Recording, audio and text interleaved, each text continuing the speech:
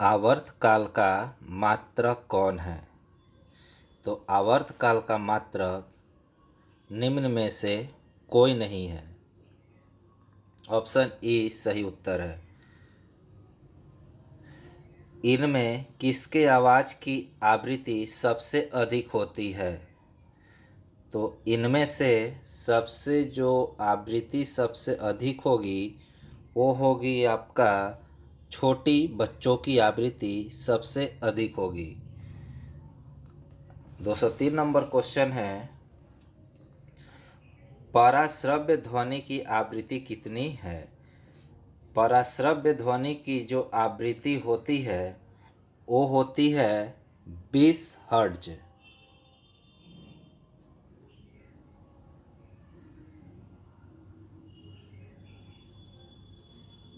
नहीं, पराश्रव्य है ना, पराश्रव्य ध्वनि की जो आवृत्ति होगी वो 20 हर्ट्ज से अधिक होगी, 20,000 हर्ट्ज से अधिक होगी। 203 का सही उत्तर ऑप्शन ए होगा, 20,000 हर्ट्ज से अधिक। ठीक है। 204 नंबर क्वेश्चन है, हमें कोई ध्वनि सुनाई देती है, इसका कारण क्या है? इसका कारण कंपन है। यदि कोई ध्वनि हमें सुनाई देती है, इसका मुख्य कारण कंपन है। मानव कानों के लिए श्रोता परास कितना, यानी हमारी कान कितने हर्ट्ज तक ध्वनि को सुन सकती है? इसका सही उत्तर है 20 से 20,000 हर्ट्ज तक, यानी हमारा कान जो होता है इस हर्ट्ज तक ध्वनि को सुन सकता है। और श्रव्य ध्वनि की आवृत्ति कितनी होती है? और श्रव्य ध्वनि की जो आवृत्ति होती है वो 20,000 से कम होती है, 20,000 से कम होती है। कंपन आयाम का एसआई मात्रक क्या है? कंपन आयाम का एसआई मात्रक एम होता है। आवृत्ति का मात्रक है, आवृत्ति का मात्रक जो होता है वो हर्ट्ज और प्रति सेकंड दोनों, यानी 1 से अधिक इसका सही उत्तर होगा। 209 नंबर क्वेश्चन है, ध्वनि की प्रबलता किस कारण पर निर्भर करती है? ध्वनि की जो प्रबलता होती है वो ध्वनि के आयाम पर निर्भर करता है। 210 नंबर क्वेश्चन है, ध्वनि तरंगों की प्रकृति होती है। ध्वनि तरंगों की जो प्रकृति होती है वो अनुदैर्घ्य होती है। मनुष्य पर पराश्रव्य तरंगे का क्या प्रभाव होता है? मनुष्य पर पराश्रव्य तरंगों का जो प्रभाव होता है वो मनुष्य नहीं सुना जा सकता है या नहीं सुनाई देता है, यानी जो पराश्रव्य तरंग होता है वो सुना नहीं जा सकता है। 212 नंबर क्वेश्चन है कि शिकार पर भक्षियों या बाधाओं का पता लगाने के लिए चमगादड़ अथवा डॉल्फिन किस परिघटना का उपयोग करते हैं? यानी शिकार पर भक्षियों या बाधाओं का पता लगाने के लिए जो चमगादड़ होते हैं वो प्रतिध्वनि का निर्धारण करते हैं, प्रतिध्वनि का निर्धारण करते हैं। अगला 213 नंबर क्वेश्चन है कि वायु चंद्रमा पर धरातल से दूर क्यों विस्फोट सुनाई नहीं पड़ता है? यानी चंद्रमा पर धरातल से दूर क्यों विस्फोट सुनाई नहीं पड़ता है? इसका मुख्य कारण है वायुमंडल की उपस्थिति के कारण, यानी वायुमंडल जो होता है वो अनुपस्थित होता है। ऑप्शन नंबर ए इसका सही उत्तर होगा, यानी वायुमंडल नहीं होने के कारण धरातल पर दूर विस्फोट सुनाई नहीं देता। 214 नंबर क्वेश्चन है, जब चालक विलयन में विद्युत धारा प्रवाहित की जाती है तब विलयन के रंग में परिवर्तन होता है, यह क्या संकेत देता है?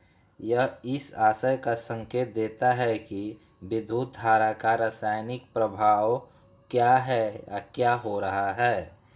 माने जब चालक विलयन में विद्युत धारा प्रवाहित की जाती है तब विलयन के रंग में विद्युत धारा के रासायनिक प्रभाव का प्रभाव पड़ता है। अगला क्वेश्चन है, विद्युत धारा के किस प्रभाव का उपयोग विद्युत बल्ब में होता है? तो विद्युत धारा के ऊष्मीय प्रभाव का उपयोग विद्युत बल्ब में होता है। 216 नंबर क्वेश्चन है, निम्नांकित में कौन सी ऐसी धातु है जिसमें विद्युत लेपन के द्वारा किसी वस्तु की चमक को बढ़ाया जा सकता है?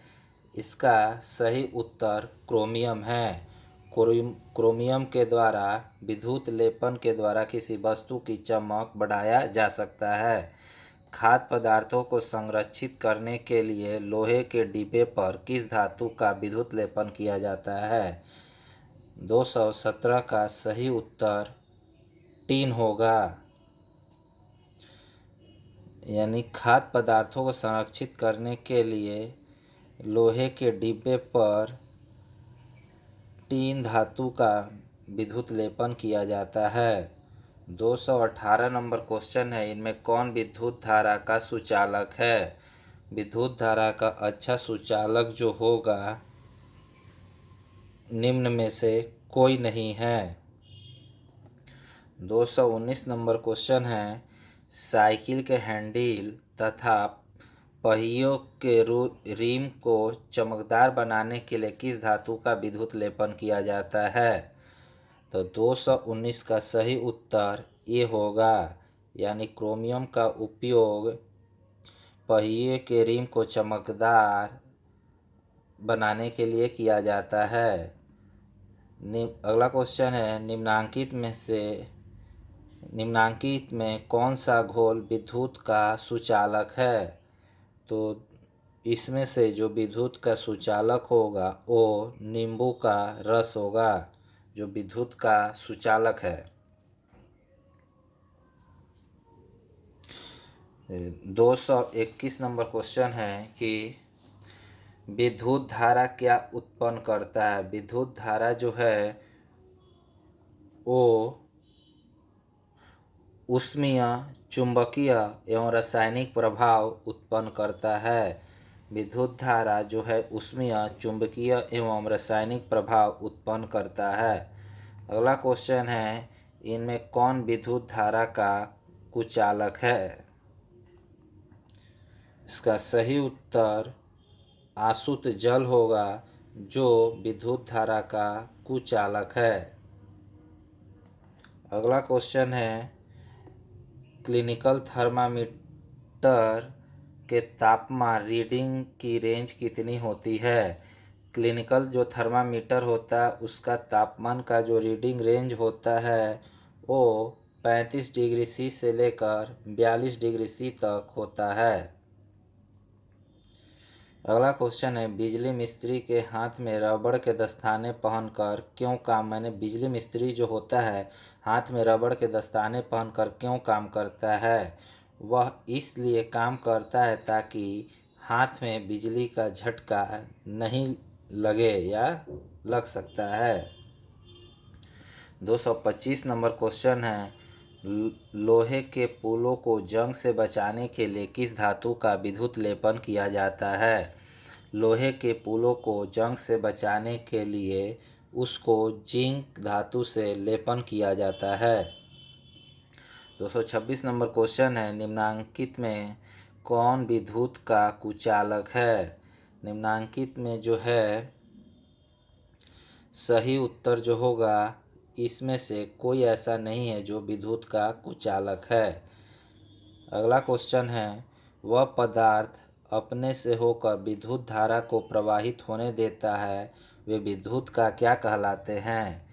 वे पदार्थ जो अपने से होकर विद्युत धारा प्रवाहित होने देते हैं उन्हें विद्युत का सुचालक कहते हैं। अगला क्वेश्चन है कि जो पदार्थ अपने से होकर विद्युत धारा में आसानी से प्रवाहित नहीं होने देते वो क्या कहलाते हैं? जो विद्युत धारा को आसानी से प्रवाहित नहीं होने देते उन्हें विद्युत के हीन चालक कहलाते हैं, विद्युत का हीन चालक। अगला क्वेश्चन है, आवेश कितने प्रकार के होते हैं? आवेश जो होता है दो प्रकार के होते हैं, धन आवेश और ऋण आवेश। 230 नंबर क्वेश्चन है कि कांच के रेशम से रगड़ने पर रेशम पर कौन सा आवेश उत्पन्न होता है? कांच को रेशम से रगड़ने पर जो आवेश उत्पन्न होता है वो धन आवेश उत्पन्न होता है। भूकंपी तरंगों को किस यंत्र द्वारा अभिलेखित किया जाता है? भूकंपी तरंगों को भूकंप लेखी यंत्र द्वारा अभिलेखित किया जाता है। विपरीत आवेशों के बीच जो होता है क्या होता है? विपरीत आवेशों के बीच जो होता है वो आकर्षण होता है, और सेम आवेश होता है तो प्रतिकर्षण होता है। माने आकाशीय विद्युत विसर्जन को क्या कहा जाता है? आकाशीय विद्युत विसर्जन को त्वरित कहा जाता है।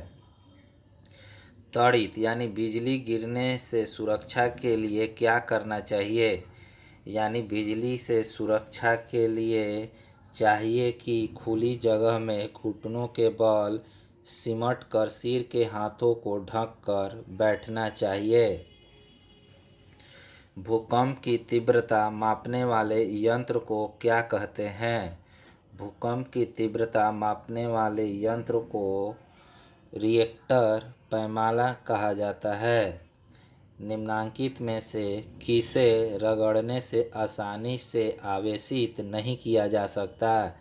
निम्नलिखित में जो दिया गया है जिसमें तांबे की छड़ को रगड़ने से आसानी से आवेशित नहीं किया जा सकता है। अगला क्वेश्चन है कि झारखंड की एक प्रमुख आपदा जिसमें अधिक व्यक्ति प्रभावित होते हैं, माने झारखंड की एक प्रमुख आपदा जिससे अधिक व्यक्ति प्रभावित होते हैं जो है वो त्वरित है। यानी राजस्थान में झारखंड में सबसे ज़्यादा जो आता है वो क्या आता है? वो त्वरित। त्वरित यानी होता है बिजली गिरना। समान आवेशों के बीच क्या होता है? समान आवेशों के बीच जो होता है वो प्रतिकर्षण होता है और विपरीत के बीच आकर्षण होता है। मनुष्यों या भवनों के ऊपर त्रिशूल आकार की विद्युत की पट्टी लगाई जाती है। वो इसलिए लगाई जाती है ताकि विद्युत विसर्जन से बचने के लिए। यानी देखिएगा बड़े बड़े विद्यालय भवनों के ऊपर त्रिशूल आकार की धातु की पट्टी भी लगाई जाती है। इसका मुख्य कारण होता है कि विद्युत विसर्जन से बचने के लिए ऐसा किया जाता है। यानी सही उत्तर इसका ऑप्शन बी होगा। अगला क्वेश्चन है, निम्नलिखित में से किस थर्मामीटर में किंक होती है? माने किस थर्मामीटर में किंक होती है? इसका सही उत्तर जो होगा क्लिनिकल थर्मामीटर। क्लिनिकल जो थर्मामीटर होता है उसमें किंक होता है। जब कांच की छड़ को रेशम के कपड़े से रगड़ते हैं तो छड़ पर क्या प्रभाव पड़ता है? जब कांच की छड़ को रेशम से रगड़ते हैं तो उस पर धन आवेशित हो जाता है तथा कपड़ा ऋण आवेशित हो जाता है। इसका सही उत्तर ऑप्शन बी होगा। 242 नंबर क्वेश्चन है, निम्न में से कौन प्रदीप्त वस्तुएं हैं? तो सूर्य जो है वो प्रदीप्त वस्तुएं है। प्रदीप्त वस्तुएं उसे कहते हैं जो अपना स्वयं का लाइट देता हो। अगला क्वेश्चन है, वह पदार्थ जो स्वयं प्रकाश उत्सर्जित करता है क्या कहलाता है? वह पदार्थ जो स्वयं प्रकाश उत्सर्जित करता है उसे प्रदीप्त कहते हैं, प्रदीप्त वस्तु कहते हैं या प्रदीप्त कहते हैं। निम्न में कौन अप्रदीप्त वस्तुएं हैं? यानी ये जो ऑप्शन दिया गया है इसमें से जो अप्रदीप्त जो वस्तु होगा वो दर्पण होगा, क्योंकि आग भी प्रदीप्त है, विद्युत बल्ब भी प्रदीप्त है। यानी दर्पण जो है वो अप्रदीप्त है। 245 नंबर क्वेश्चन है, मानव के सुस्पष्ट दृष्टि की न्यूनतम दूरी क्या है? यानी मनुष्य को देखने के लिए सबसे स्पष्ट रूप से न्यूनतम जो दूरी होती है वो होती है 25 सेंटीमीटर। परावर्तन के कितने नियम हैं? परावर्तन के 2 नियम हैं। आँख में प्रवेश करने वाले प्रकाश किरणों को कौन नियंत्रित करता है? आँख में प्रवेश करने वाले प्रकाश किरणों को जो है वो आइरिस नियंत्रित करता है। समतल दर्पण से बना प्रतिबिंब कैसा होता है? समतल दर्पण से बना प्रतिबिंब जो होता है वो आभासी होता है। 249 नंबर क्वेश्चन है कि श्वेत प्रकाश में कितने रंग प्राथमिक रंग होते हैं? तो श्वेत प्रकाश में जो है 3 रंग प्राथमिक होता है। यानी जब ये पिरामिड बनता है तो आर, रेड, ग्रीन और RGB रेड, ग्रीन, ब्लू जो होते हैं वो प्राथमिक रंग होते हैं। आँख से दिव्यांग व्यक्ति के लिए कौन सी लिपि लोकप्रिय है? आँख से दिव्यांग व्यक्ति के लिए जो है वो ब्रेल लिपि लोकप्रिय है। यानी जो अंधे होते हैं उनको ब्रेल लिपि द्वारा शिक्षा दी जाती है। किसी पृष्ठ पर पड़ने वाले प्रकाश किरणें को क्या कहते हैं? किसी पृष्ठ पर पड़ने वाले प्रकाश किरणों को आपतित किरण कहते हैं। किस प्रक्रिया के कारण श्वेत प्रकाश 7 रंगों में विभक्त हो जाती है? इसका जो सही उत्तर होगा वो होगा विक्षेपण प्रक्रिया। विक्षेपण प्रक्रिया द्वारा श्वेत प्रकाश 7 रंगों में विभक्त हो जाती है। मानव नेत्र में किस प्रकार का लेंस होता है? मानव नेत्र में जो होता है, हमारा जो नेत्र है वो एक प्रकार का उत्तल लेंस है। अगला क्वेश्चन है, आइरिस में स्थित छोटे छिद्र को क्या कहते हैं? आइरिस में स्थित छोटे छिद्र को उसका पुतली कहा जाता है। यानी 254 का ए ऑप्शन सही है। 255 नंबर क्वेश्चन है, मानव नेत्र के रंगीन भाग को क्या कहते हैं? मानव नेत्र के रंगीन भाग को आइरिस यानी परितारिका कहा जाता है। 256 नंबर क्वेश्चन है, आपतन कोण परावर्तन कोण के बराबर होता है। ये जो होता है वो सदैव होता है। मानव नेत्र वस्तु का प्रतिबिंब किस भाग पर बनता है? यानी जो हमारे नेत्र पर प्रतिबिंब जो बनता है वो रेटिना पर बनता है। 258 नंबर क्वेश्चन है, तापमान मापने के लिए कौन प्रयुक्त उपकरण है? तापमान मापने के लिए सबसे प्रयुक्त उपकरण जो है वो है थर्मामीटर। थर्मामीटर द्वारा तापमान मापने का कार्य किया जाता है। हमारे सौर परिवार में कितने ग्रह हैं? हमारे जो सौर परिवार है उसमें कितने ग्रह हैं? यानी ग्रहों की संख्या कुल 8 है, जो यहाँ नहीं दिया हुआ है। यानी इसका उत्तर ई होगा। 260 नंबर क्वेश्चन है कि सूर्य से पृथ्वी की दूरी कितनी है? सूर्य से पृथ्वी की जो दूरी है वो है 1.6 गुने 10 के पावर -5 प्रकाश वर्ष। यानी इसका बी सही उत्तर होगा। बी सही उत्तर होगा।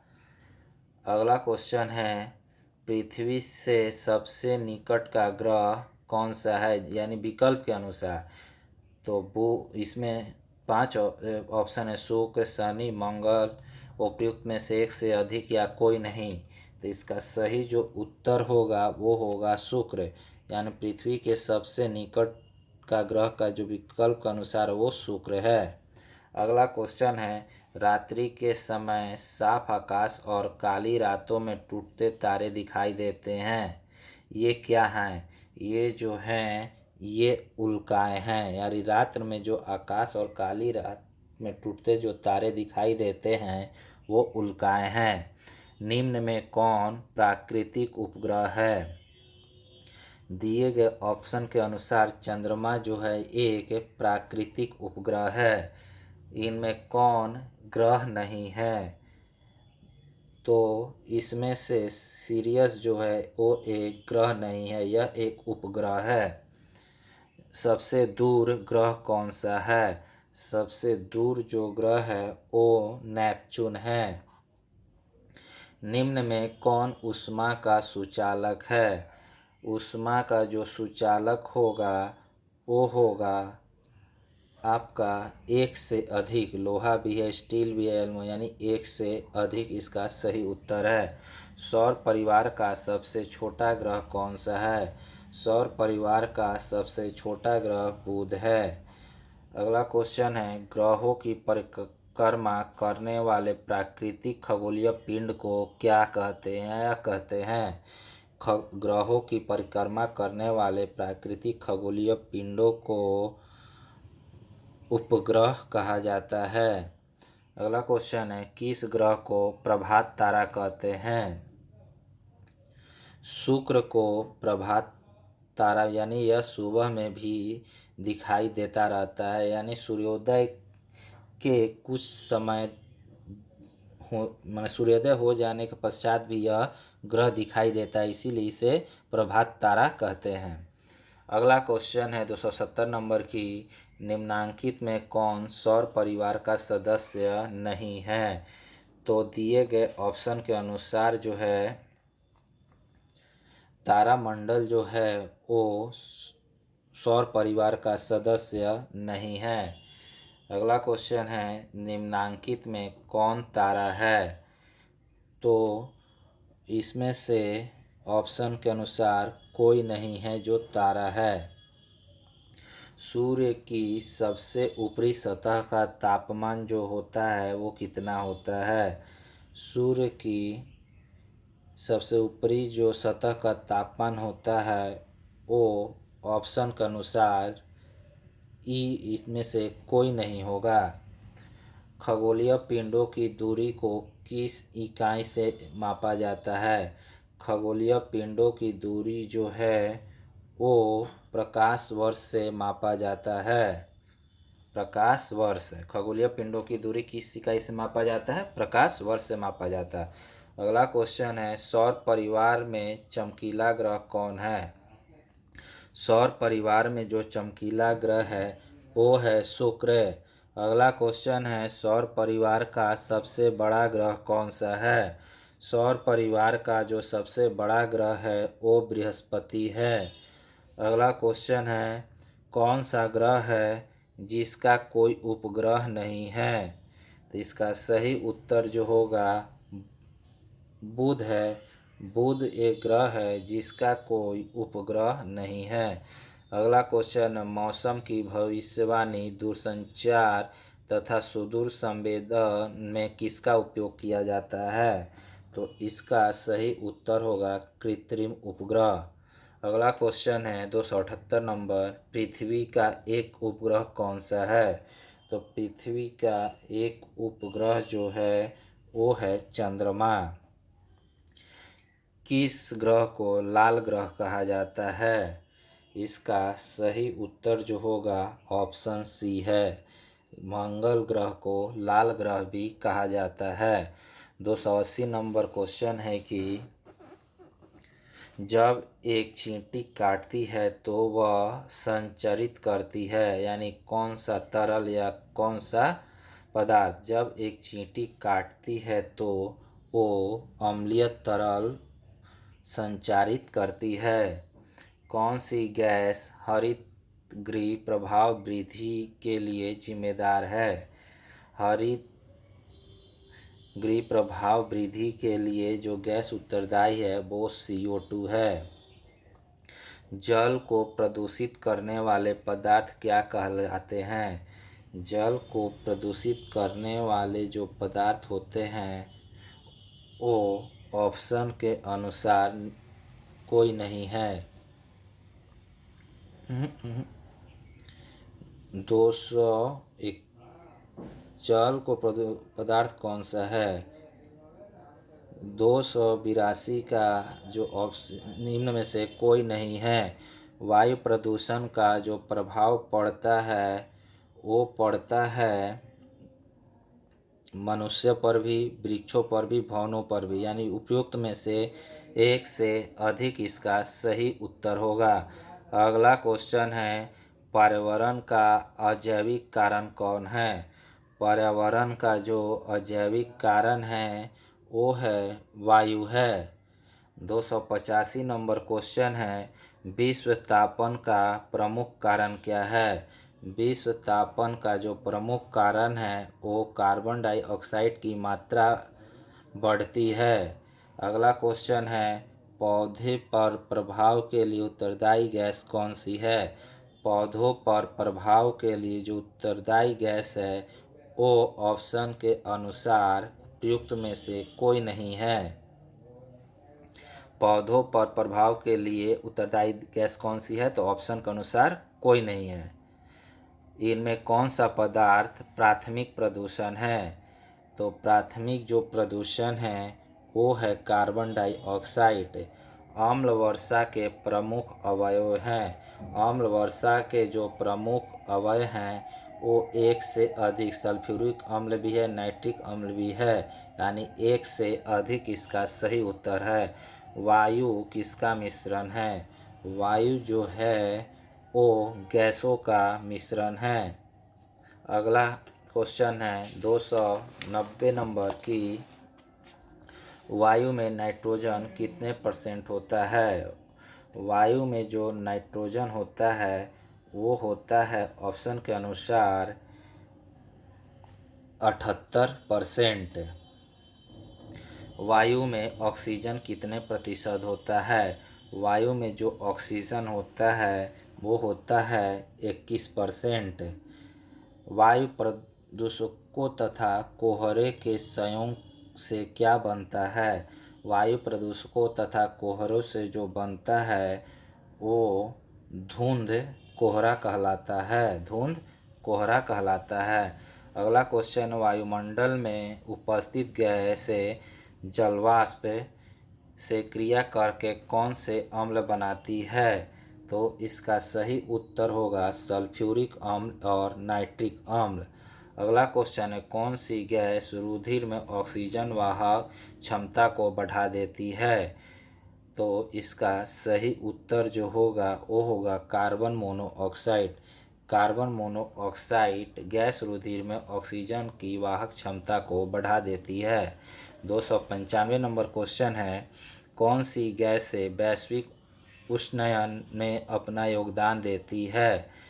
तो इसका सही उत्तर होगा एक से अधिक, यानी नाइट्रस ऑक्साइड और जलवाष्प जो है वो वैश्विक उष्णन में अपना योगदान एक से अधिक इसका सही उत्तर है। 296 नंबर क्वेश्चन है, जल को बचाने का हमारा मूल मंत्र कौन सा होना चाहिए? तो जल को बचाने के लिए हमारा जो मूल तंत्र होना चाहिए वो इसका कम उपयोग करना चाहिए, पुनः उपयोग करना चाहिए और पूर्ण चक्रण होना चाहिए। इसका सही